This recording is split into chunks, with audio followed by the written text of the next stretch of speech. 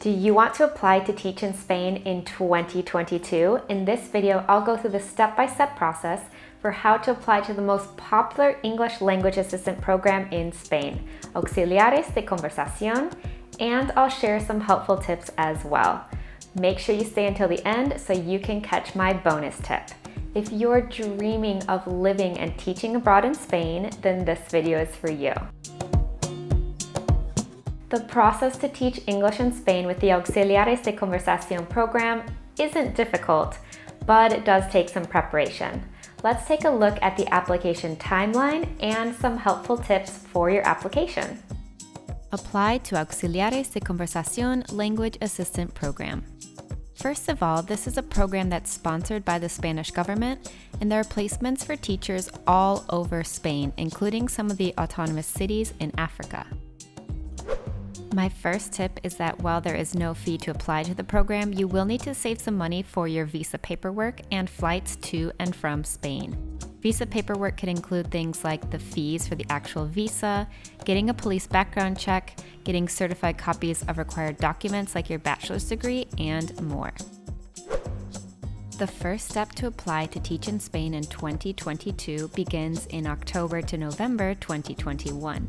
You'll want to begin researching the different regions of Spain called Comunidades Autónomas, or autonomous communities. All the different parts of Spain are very unique and different, and there's even some different languages spoken in different parts of Spain, so I definitely recommend doing your research because on your application you'll need to rank these different regions in order of your preference. I personally taught in the community of Madrid, but I had friends that taught in Galicia and Andalusia, and they had very different experiences than I did. So do your research and find out where you would like to teach. Before we get to my second tip, I just wanted to say hi, I'm Jamie from ESL Teacher 365. I taught English in Spain for 5 years and I love helping other people do the same. If you need any extra help, then fill out my survey, which is linked down below. My second tip for the Auxiliares de Conversacion program application is to reach out to former and current teachers to learn about their experiences in different regions. I'll put some links for some Auxiliares Facebook groups in the description down below, and I do recommend reading through all the different comments or asking about people's experience in different regions so you can learn a little bit more and make a better choice. Also, during this time, you can read through the 2 documents, the application guidelines and the How to Navigate Profex handbook. Profex is the system that you'll use to submit your application online, and it is a little bit tricky, so make sure that you read through both of these documents so you know exactly what to expect and what's going on. I'll put some links in the description with these documents. My third tip is to complete the available parts of the Profex application that you can right now, to do your statement of purpose, which is like a personal essay, and to request a letter of recommendation. There are instructions for these documents in the application guidelines, and the more you can do now, the less you'll stress later on. The next step to apply to teach in Spain in 2022 begins in January. Applications open at the end of January, and last year's date was January 27th at 11:59 p.m. Madrid time. It's so specific because this program runs on a first-come, first-served basis. That means that if you're really interested in teaching in a specific autonomous community or you want to make sure that you have a spot in this program, I highly recommend applying as soon as the applications open. My fourth tip for the Auxiliares de Conversacion application is that even though applications are open from January to April, last year they received a record number of applications, which means you need to apply early. As soon as applications open, completely fill it out on Profex, upload all the necessary documents, and don't forget about the checklist. Between May and June, you'll be emailed if you've been accepted into the Auxiliares de Conversacion program. You only have 5 days to accept your placement, and this email will include the autonomous community in which you've been placed, but not the city. So for example, if you've been placed in Andalusia, you could be in Córdoba, you could be in Granada, you could be in Sevilla. You really don't know at this point, you just know which autonomous community you're in. My fifth tip is to make sure to check your spam folder for this email. You won't want to miss it because remember, you only have 5 days to accept your placement. The next step to apply to teach in Spain in 2022 happens between June and July or sometimes later. You'll receive a letter of acceptance by email, and this letter contains important information like the address of your school and your coordinator's contact information.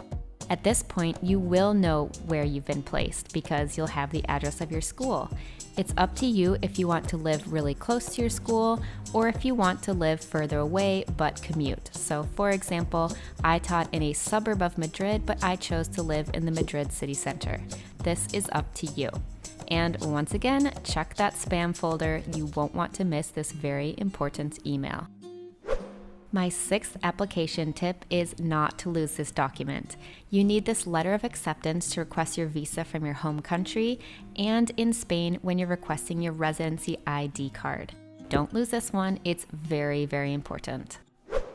Between July and September, once you have the letter, you can follow the instructions in the How to Apply for a Visa handbook.